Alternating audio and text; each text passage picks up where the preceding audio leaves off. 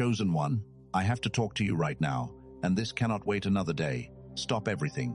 Put down whatever is in your other hand, because before you pressed play, this conversation already had your name attached to it, and it has been waiting for you to be still enough to receive all of it. That restlessness you could not settle tonight, that pressure that sits at the base of your throat when you think about one specific thing you keep not doing, and that strange sense that you are being followed by a decision, do not dismiss it. That is not anxiety, that is proximity. Maybe the last 72 hours have carried an urgency you could not explain to anyone. Perhaps you opened a message and closed it again without answering. Maybe you almost made a phone call this week and put the phone face down instead. Or maybe you have been lying awake at 3 in the morning rehearsing a conversation that keeps getting moved to a better time that never comes. So here is the sentence that has been held for you. What you keep moving to tomorrow is not a task. It is a version of you. And every time you postpone it, you are teaching your own life that you are not that person yet. The opposition against a chosen one is not loud, chosen one. It is administrative. It does not argue with your calling. It simply keeps handing you a calendar. It has learned that it never has to defeat you if it can convince you that next week is a holier place to obey from than tonight. You are not stuck because you lack faith. You are stuck because you have been negotiating with a voice that sounds exactly like wisdom and behaves exactly like delay. Within the next 24 hours, the weight sitting on that one postponed thing can begin to lift, and the clarity you have been asking for can begin to arrive in a form you did not expect. Not as a feeling, as a next step small enough to actually take. You chose to keep believing when the timeline embarrassed you. You chose to stay honest when a shortcut was available. You chose to keep the door of your heart unlocked after the last person walked out of it. Think back to that moment earlier this week when you told yourself you would deal with it later, and something in your chest tightened as you said it. You thought that tightness was guilt.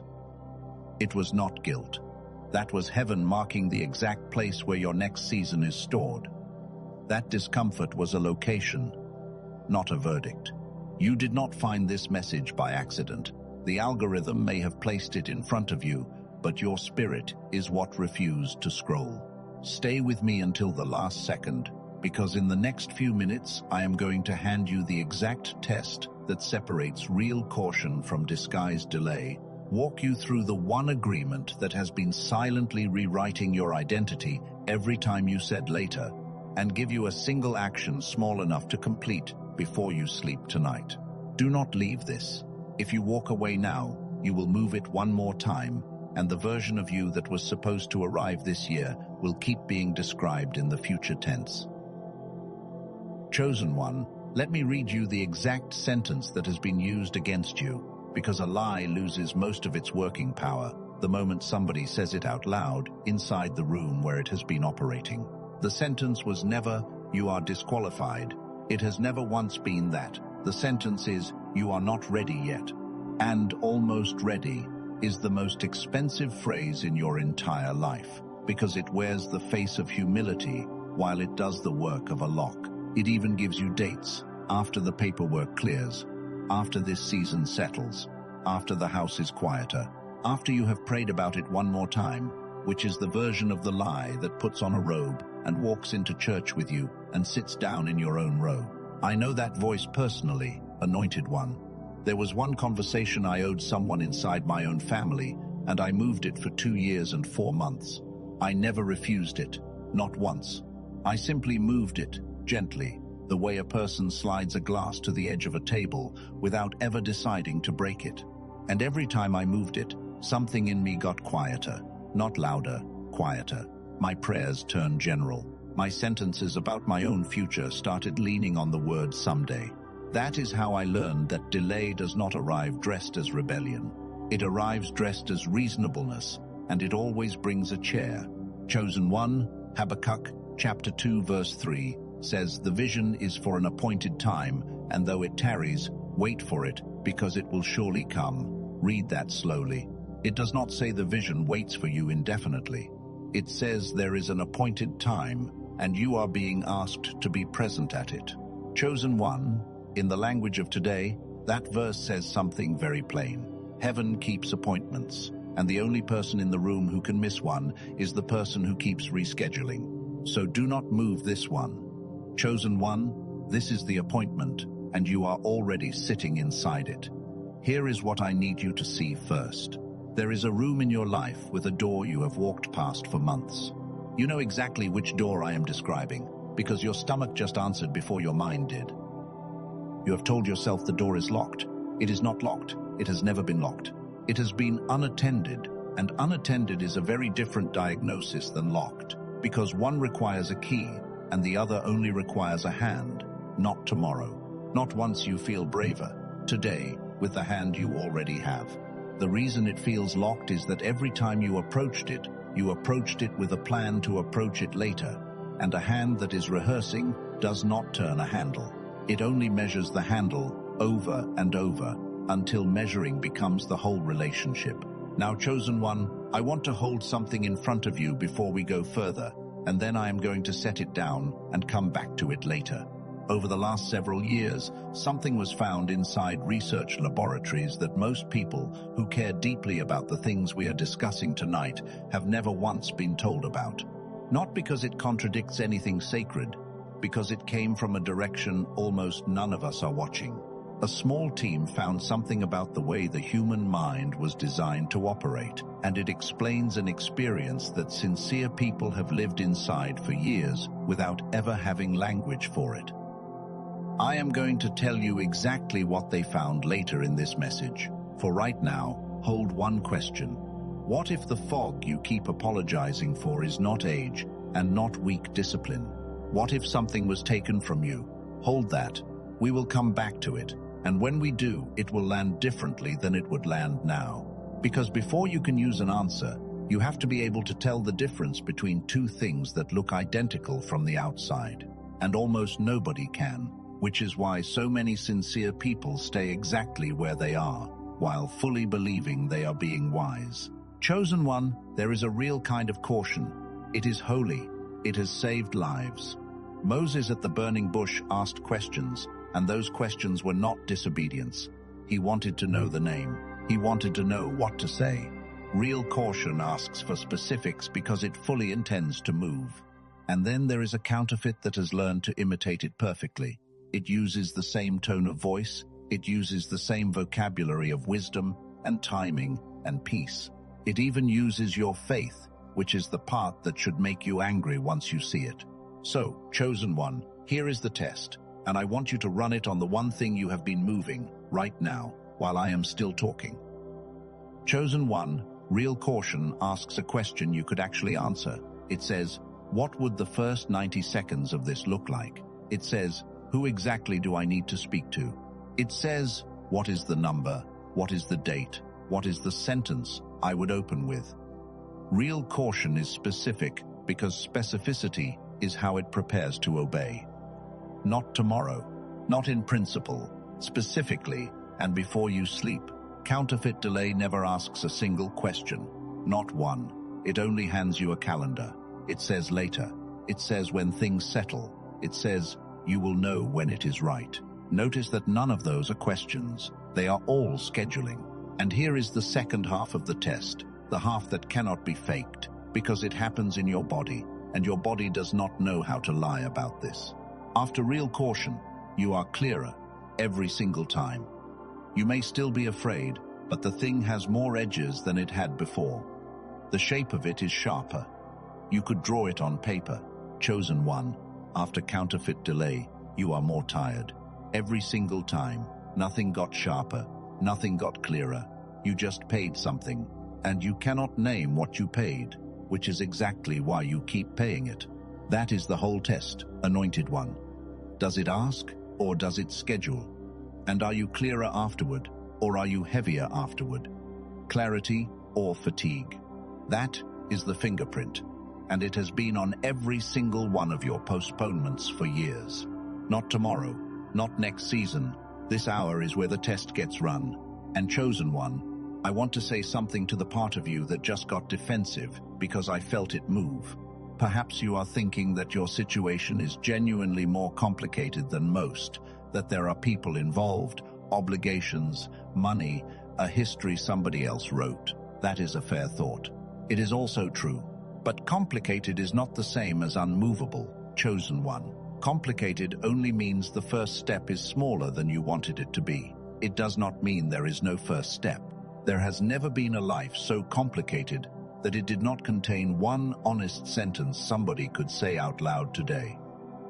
Look at what real caution actually did in the lives you already know. Nehemiah heard the report about the broken wall, and he sat down and he wept and he fasted, and that looked like waiting. But inside that waiting he was counting. He was measuring timber. He was writing down the names of the gates. When he finally stood in front of the king, he had numbers ready. That is the difference. Nehemiah was not stalling. Nehemiah was loading. And the day the door opened, he did not need 3 more weeks to prepare, because his waiting had been full of specifics the entire time. Now, compare that with what has been happening in you. When you think about the thing you have been moving, does anything get counted? Does anything get written down? Or does the thought simply circle the field once and land back in the same place, and you get up from that thought a little more worn than you sat down? Anointed one, you already know the answer. You knew it before I finished the sentence, and the fact that you knew it that fast is not condemnation. That is your discernment, still working perfectly. It has been working this entire time. It just has not been given permission to speak plainly to you, because you were afraid that if it spoke plainly, you would have to move today. So let it speak. You are not being accused, anointed one. You are being read accurately, possibly for the first time in a long while, and there is a strange relief in being read accurately even when the reading is uncomfortable. Because chosen one, a thing that is named correctly can be dealt with. A thing that stays vague only gets rescheduled. Not tomorrow, not eventually, today, in plain words. Chosen one, this counterfeit has a name, and I want you to hear it clearly, because once you can see it, you can never unsee it in your own life again. The patience costume. That is what has been sitting in the chair beside you. Not impatience, not laziness, not a lack of love for God. Something wore the exact garment of patience, and it walked into the holiest room in your life, and it sat down where wisdom was supposed to sit. Real patience is active. Ruth was patient, and Ruth was in the field at dawn. Esther was patient, and Esther spent 3 days preparing her body and her spirit for a door she fully intended to walk through. Patience in the hands of heaven always has work in it. The patience costume has no work in it. It only has waiting. And the way you tell the difference is that real patience produces preparation, while the costume produces explanations. One leaves you with a list. The other leaves you with a paragraph you have now recited to 4 different people. Here is what that costume has already cost you, and I am going to say it without cruelty, because you did not know. You thought you were being careful. Chosen one, you have lost a version of this year. Not everything, not your calling, and not your future, because those are not stored in a calendar. But there is a stretch of months where you were prepared and available, and nothing moved. And the reason nothing moved is that the one thing that was going to move, it kept being pushed to a better day. Chosen one, you have also lost something quieter and more costly. You have lost a measure of your own trust in your own word. Every time you told yourself tomorrow, and tomorrow did not happen, a small part of you filed it away. And now, when you make a promise to yourself, some inner department no longer fully believes you. That is the real damage, anointed one. Not the lost months, the lost credibility with yourself. And that is exactly what we are going to begin repairing today. So here is your instruction, and it is deliberately small, because small is what actually gets done. Before this message ends, I want you to write down the one thing, not the whole thing. The name of it, in one line, on paper you can see. Naming is the first act that the costume cannot survive. Not tomorrow, not when you have better handwriting, on any paper in the house. And if something has already opened in you, if you can feel your own honesty rising in your chest, then take the first step of agreement with me right now. In the comments below, write the words "I see it now," not as a performance for anyone reading, as a marker, so that when you come back to this later, You can see the exact hour you stopped calling it patience. And chosen one, if this has been true for someone else who has been quietly moving one thing for years, leave a like so it reaches them tonight. Not for me. For the person who needs to hear this before their next sunrise. Now stay with me, chosen one, because everything I have said so far was only the outer wall. What comes next is the mechanism, and the mechanism is the part almost nobody has ever explained to you. Because, chosen one, you might be thinking that this is simply procrastination, and that procrastination is a discipline problem, and discipline problems get fixed with more effort and earlier alarms and a better system. Let me take that off the table permanently. This is not procrastination. It is a negotiation you did not know you were in. Procrastination costs time. What has been happening to you costs something else entirely, and it does not show up on any calendar, and that is exactly why you have never been able to find it or fight it. Every single time you move something to tomorrow, chosen one, you are not moving a task, you are casting a vote. You are standing in a private booth that nobody else can see, and you are voting on the question of who you are. And the vote you cast when you say later is always the same vote. It says, I am not that person yet.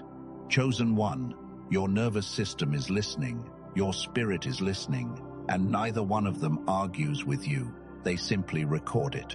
They take your word for it, because you are the most trusted voice in your own life, and whatever you keep saying about yourself is what gets written into the file. And notice that the file does not care about your intentions. It is not cruel, it is only accurate. It records what you did with the pull, not what you felt about the pull. And across a few hundred small moments, it builds a very confident picture of who you are willing to be. That is the mechanism, and it has a name. The Tomorrow Agreement. Chosen one, it is an agreement you have never read and never signed, and have been keeping perfectly for years. And the terms are these. You agree that the person who does that thing is a future person. You agree that the present person is a preparation for that person. And you agree to renew this contract every time you feel the pull and choose the calendar instead. Do you understand what that means, anointed one? You have not been failing to act, you have been succeeding at something else. You have been faithfully maintaining an identity, and you have been very good at it, which is why willpower has never worked on this. Willpower attacks the task, but the task was never the thing. The identity underneath the task is the thing, and identity does not respond to force. Identity responds to evidence. That is why the smallest completed action outranks the largest sincere intention. A tiny finished thing is evidence. A magnificent plan is only a description. Chosen one, let me show you this in a life you already know. Moses at the burning bush did not have a task problem. God gave him a clear assignment, and Moses answered with a description of himself. He said, "Who am I?" He said, "I am slow of speech."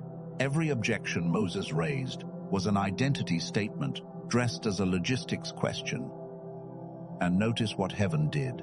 It did not give Moses a longer explanation. It gave him a small, immediate action.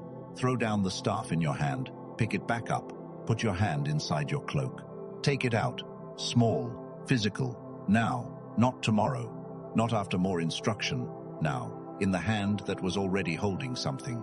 Because, chosen one, heaven understood something about human beings that we keep forgetting. Belief follows motion far more often than motion follows belief. Peter did not develop the faith to walk on water and then step out of the boat. He stepped out of the boat, and the faith arrived in his legs while he was already over the side. There is no version of that story where he sat in the boat until he felt ready. And this is where the Tomorrow Agreement does its most expensive work. Chosen one, it never asks you to quit. Quitting would wake you up. It only asks you to remain in the boat one more night, and it asks that again the next night. And it counts on the fact that no single night ever feels like a decision. But every night is a decision. Every postponement is a small ceremony where you reconfirm a version of yourself you did not choose on purpose. Chosen one, not tomorrow, not next week, not when the money looks different, not when the family understands, not when the fear stops today. Now, here is the second half of the mechanism, and this is where it turns, because I do not want you to leave here only with a diagnosis. If the agreement is renewed by postponement, then the agreement is broken by completion, not by resolution. Not by prayer alone, though prayer is the room this happens in. By one completed thing, however small, that you said you would do, and then actually did, while the impulse was still warm. Chosen one, that is a countervote, and the file gets updated the same way it got written, one entry at a time, in your own voice, not tomorrow, not in bulk, one entry, today. So take the vote today, anointed one. Write the one line, send the short message, make the 4-minute call. Open the document and put one true sentence in it. The size does not matter. The completion is the whole point. And now, before we go any further, I want you to receive something rather than only understand it. In the comments below, write the words, "I receive the word today." That is not a request for engagement. That is, you signing a different agreement out loud, in public, where the old one cannot follow. Chosen one, let me show you what this makes possible, because I do not want you to move toward a rule. I want you to move toward a room. Picture yourself 90 days from tonight. The thing you have been moving is done. Not perfectly, done. And the strange part is that the doing of it took a fraction of the energy that the carrying of it required. Your work looks different, chosen one, and not because a miracle interrupted your industry, because the low-grade fog that came from carrying one unfinished thing is gone, and decisions that used to take you 11 days now take you an afternoon. People who deal with you notice that your yes is faster and your no is calmer. Money often begins to behave differently in a season like that, and I want to be careful and honest about why. Not because heaven pays you for obedience like a vending machine, because a person who finishes things becomes findable. Opportunities can begin to reach a person who answers, and they simply cannot reach a person who is still drafting the reply. And chosen one, there is a look on your face in that room that I want you to see. It is not triumph, it is a kind of settledness. It is the face of somebody who no longer has a private list of things they are avoiding, and who therefore does not have to manage a background hum all day long. That version of you is not a fantasy, anointed one. That version of you is closer than the version you were 3 years ago, and the only distance between here and there is a set of completions you keep placing on a calendar you never look at. Now I have to tell you the hardest thing in this entire message, and it is going to require you to reread a whole season of your life. Sit down inside yourself for this one. Anointed one, there was a stretch of time, and you know exactly which stretch, when heaven went quiet on you. You prayed, and it landed flat. You opened the scriptures, and the words stayed on the page. You did all the things that used to work, and none of them returned anything. And you drew a conclusion. Anyone would. The conclusion was that God had stepped back. Maybe you thought you had done something. Maybe you decided you had simply been dropped from the list. Whatever the wording, the meaning underneath it was the same. He is not speaking to me the way he once did. And you carried that conclusion quietly. You did not announce it. You kept showing up and kept serving and kept saying the right things while a small room inside you closed its shutters and no one around you noticed the difference. Chosen one, I want you to consider that you read that season backwards. He was not silent because he left. He was silent because he was holding the rest of the sentence. There is a way of speaking that mature people use with people they love. You give the first half of the truth, and then you stop and you wait, because the second half of that truth would break something if it landed on a person who was still moving. You do not withhold out of coldness. You withhold out of accuracy. You have been receiving the first half for a long time. Something is coming. Something is being prepared. Hold on. And you have been waiting for the second half, which is the part with the instructions in it, and it never arrived, and you assumed it was never sent. It was never sent because it was never receivable while you were still standing up. And you have been standing up for a very long time, anointed one. Standing up looks like faithfulness from the outside. Sometimes it is simply motion that keeps you from having to hear a specific instruction. Chosen one, you have been calling that season waiting. I want to offer you a different spelling. It was waiting, as in the weight that kept getting added to one single decision every time it was carried across another month without being set down. That is why the season felt so heavy without producing anything. You were not idle, you were loaded, and nobody told you that the load was made almost entirely out of one unsaid yes. Which brings me to the thing sitting in the middle of your life right now. The postponed yes. Somewhere back there, you already said yes. In a car, in a hospital hallway, on a bad night, in a kitchen, at 2 in the morning. You said yes to God about something specific, and you meant it more than you have meant almost anything. And then you did not deliver it, not out of rebellion. Life came, circumstances came, and the yes stayed in the room, unspent, the way a letter stays in a drawer after it has been written and sealed and never carried to the post. Heaven does not withdraw a yes like that, chosen one. Heaven holds its position. And what you experienced as silence was the sound of a conversation that had been paused at the exact place where your part of it was due. Look at Jonah. We tell that story as punishment, but read it again. The storm was not a sentence. The storm was a conversation that would not move on to its next line, and the fish was not a prison. It was a room quiet enough that a man could finally finish a sentence he had started and abandoned. Chosen one, look at Naaman. He wanted a word with dignity in it. He got an instruction with mud in it. Wash 7 times in a river you do not respect. And he almost went home over the smallness of it, which is exactly what most people do with the second half of the sentence when it finally comes. Because here is what I need you to be ready for, anointed one. The second half is almost never grand. It is usually one phone call, one apology, one document, one sentence spoken to one person, today, in an ordinary voice, not tomorrow, not in a better mood, in the voice you woke up with.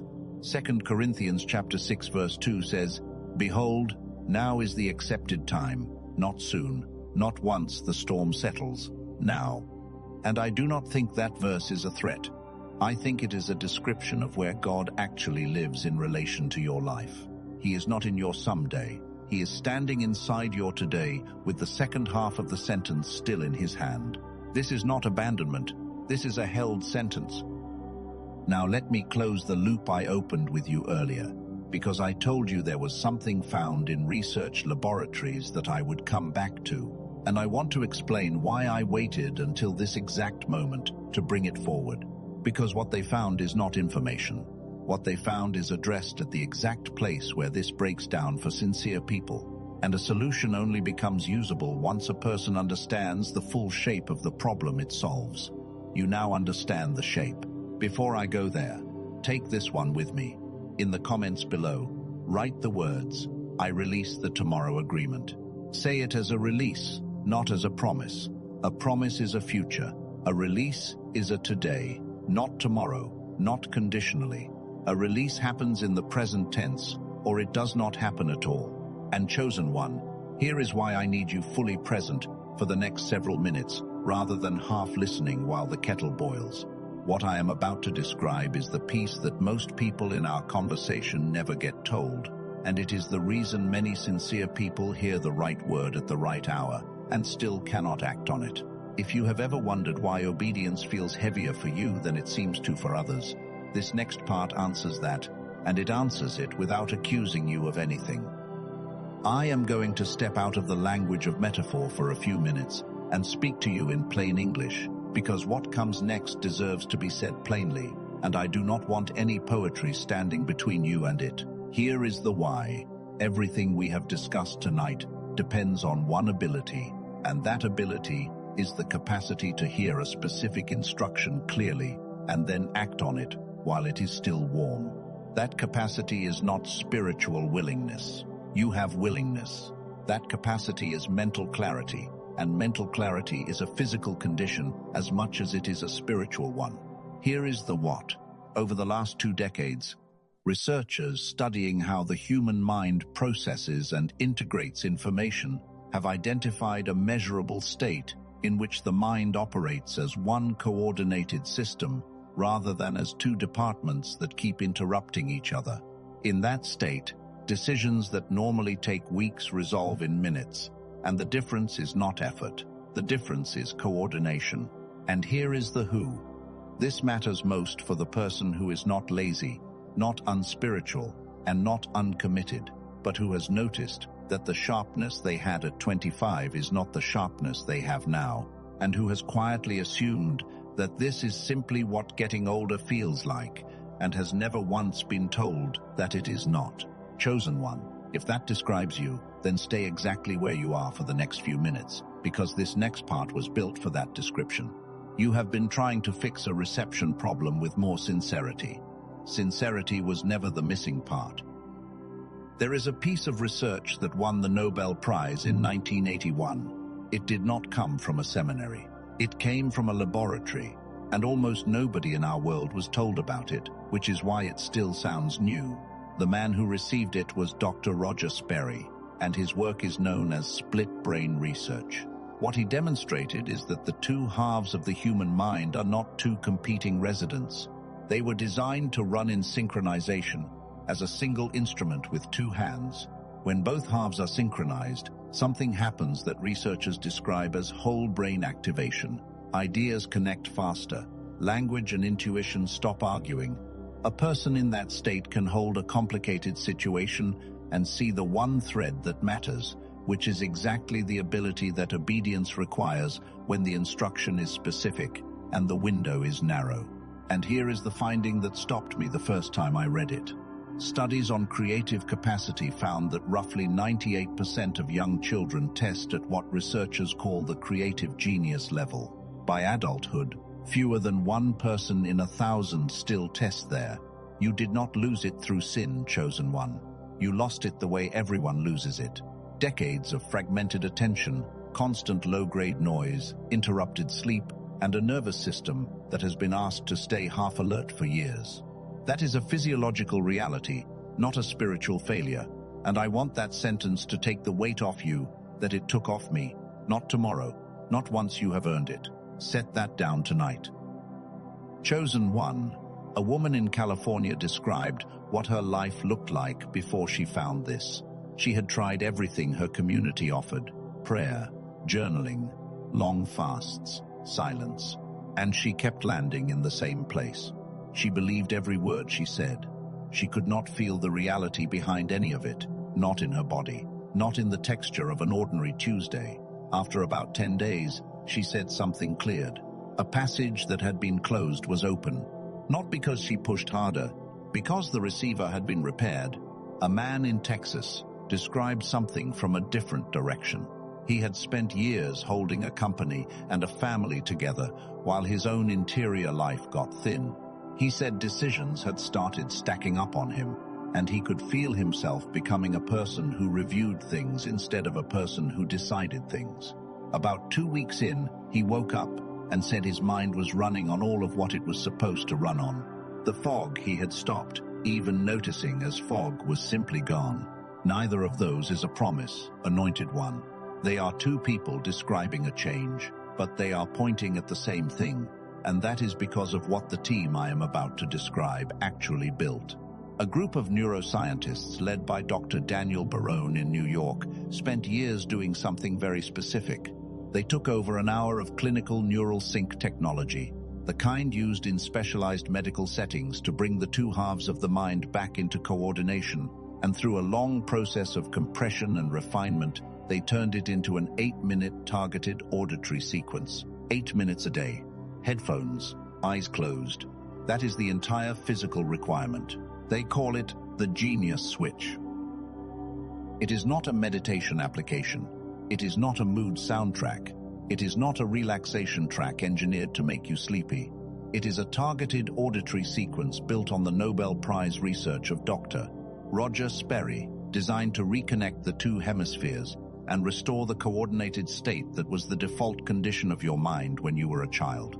And if you have tried listening tracks before and found them underwhelming, Dr. Barone addresses that directly.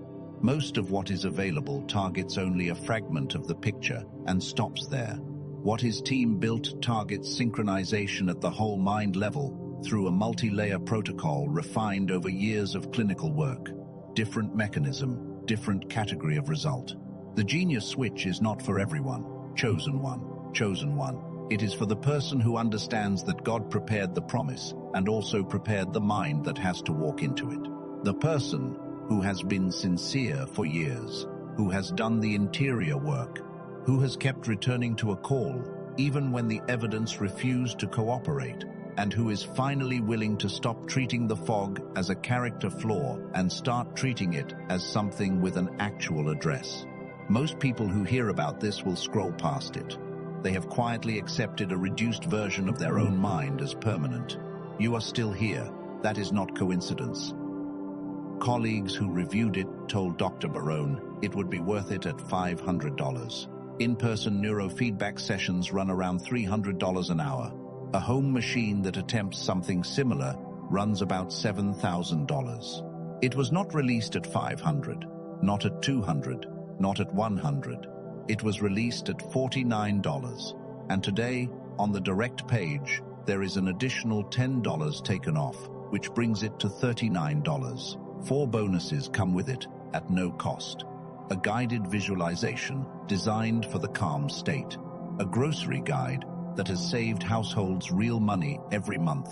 A manifestation text more than 100 years old. And a printable page of 5 habits you can put on a wall. And Anointed One. All of it sits behind an unconditional money-back guarantee. Listen to it 1 time. Listen to it 80 times. If it does not do for you what it has done for many thousands of people, every dollar is returned. No conditions and no explanation required. Here is why I am telling you this. On the same night we are talking about postponement. The provision that God has already placed near you becomes visible in the coordinated state in a way it simply does not in the fragmented one. Not because the provision is new, because the receiver that can recognize it has been repaired. What has been arranged for you is already in motion, Anointed One. The only question is whether you arrive at the meeting point with the receiver online. One thing worth naming plainly, if you go searching for something with a similar name, you will find tracks carrying that label. The team studied them. Most had no neural sync technology embedded in them at all. They carried the name because the barrier to labeling something is essentially zero. The mechanism is the whole difference, and the mechanism only exists in what this team built. The direct page is the only verified source, and that is where the link points. If your spirit resonates with what has been described, the link sits in the description below and in the pinned comment. You can read every detail on their page before deciding anything. Nothing is hidden and nothing is rushed. Now let me set that down completely. The tool does not replace God. The tool does not replace obedience. It does not surrender for you, and it does not walk through the door for you. What God is doing in you is not conditional on anything you can buy, but a tool that repairs the receiver gives what God is doing more of what it was designed to land in. That is all it is, and that is not a small thing. The deeper current of this message is where we return now, and it is the part I most want you to carry out of this room. Because we still have the largest thing left to say, Chosen One, and it is going to reframe the entire ache you have been carrying about being overlooked. I am going to get to it in a few minutes, and I need you present for it, because it is the sentence that changes what you believe about the last 3 years. Before that, take this with me. In the comments below, write the words I claim my today. Claiming is different from receiving. Receiving is open hands. Claiming is a hand that closes. Now, Chosen One, here is something we have not addressed, and it is the piece that undoes people who have already done everything I have described. The right word can arrive at exactly the right hour and still land in a mind too clouded to hold all of it. That is not a spiritual failure. It is a receiving condition, and it is the most overlooked variable in the entire conversation about calling and timing. You have felt this. There have been moments when something true was being said to you, and you could feel it registering somewhere below your ribs, and yet by the time you got to the car, you could only recall the emotion of it, and not one single instruction inside it. You went home warmed and empty. And then you blamed yourself for not being changed by it. Chosen One, you were not resisting. You were receiving through a narrow opening. Think about what has been happening to your attention for the last decade. Interruptions arriving every few minutes. 6 unfinished conversations open at once. Sleep that technically happened but did not repair anything. A mind that has been running background processes about money and family and health continuously, without ever being allowed to close a single window. By the time an instruction arrives, there is very little room left for it to land in. It is not that you would not obey. It is that obedience requires holding several specifics at once, and specifics are the first thing a crowded mind drops. And chosen one, here is where the tomorrow agreement and the receiving condition feed each other, which is the cruelest part of the whole design. A crowded mind hears the instruction as vague. A vague instruction cannot be acted on today, so it goes to the calendar. And every time it goes to the calendar, the crowding gets one item heavier, because now you are also carrying the memory of not doing it. That is the loop. And no amount of sincerity breaks a loop like that, anointed one, because sincerity is the fuel, not the steering. Look at Elijah after the mountain. He had just seen fire fall, and days later he was under a tree asking to die. And what heaven sent him was not a rebuke and not a sermon. It was sleep, then food, then more sleep, then more food. Only after that came the still small voice with the actual instruction in it, which was specific and short and named 3 people. Read that order carefully. The instruction came last. The condition of the receiver was addressed first. That is not modern psychology imposed on the text. That is what is written in it.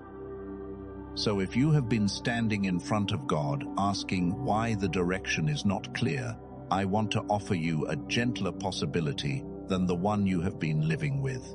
It may not be that the direction has been withheld. It may be that the direction has been arriving into a room that has been too full to receive it whole. And that is repairable, chosen one. It is one of the very few things in your life that is genuinely repairable in a matter of days rather than years. Not tomorrow, not after the next hard season, not once the children are older, not once the accounts recover. Today, in the smallest available form. And chosen one, I want to name something before we go on, because I can hear the objection forming, and it is a reasonable one. You may be thinking that you have already tried this, that you have made lists before, that you have had strong nights like this one, and woken up the next morning exactly the same person. That is true, and I am not going to pretend it is not. But look at what you actually tried. You tried to change behavior, while the agreement underneath the behavior stayed intact and unread. You were pulling at leaves. Nobody ever told you there was a route, and nobody ever told you the route had terms and a renewal date. This is different because tonight the agreement got read out loud, and an agreement that has been read out loud has already lost the one advantage it depended on completely, which was that you did not know you were in it. Not tomorrow, not on the next strong night. Tonight, while it is still uncovered, here is your instruction for this beat, and it is not a large one. Tonight, before you sleep, close one open window. 1. Answer the message you have been leaving unanswered. Delete the tab. Say the sentence. Put the unfinished thing either into today or genuinely out of your life, but do not leave it hovering, because hovering is what costs you the room you need for the next word. Not tomorrow, not on the weekend. One window at a time. And for the person who felt something move when the mind was mentioned earlier, that door is still open in the description below. It is a small step, but small steps taken from a clear mind have changed entire seasons, and that is the only reason I mentioned it at all.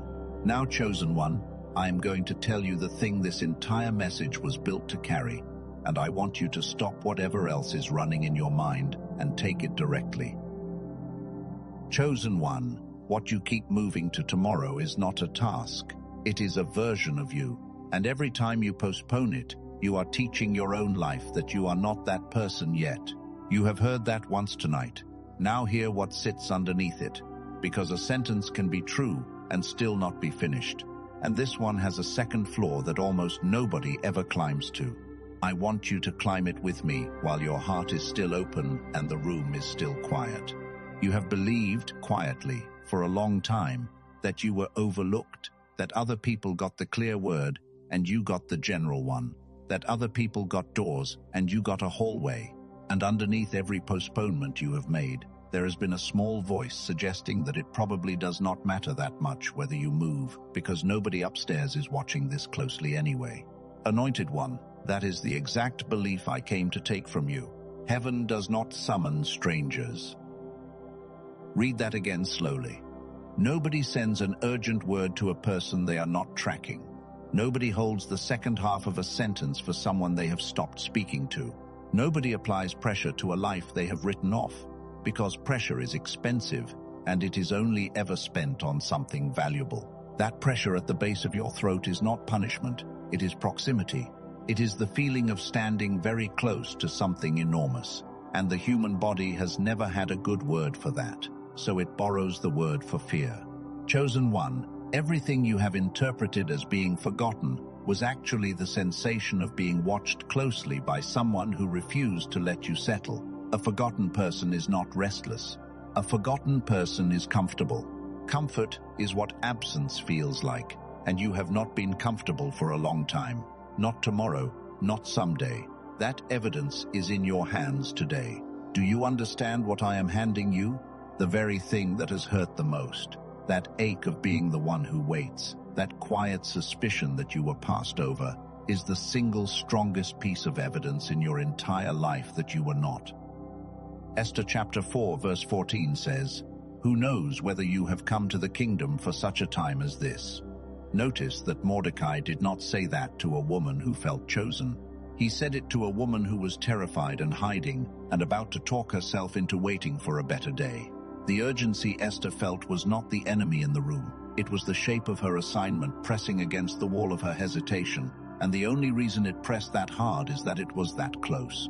Chosen one, the reason this specific message reached you on this specific night is that you are standing directly in front of a decision, not near one, in front of one.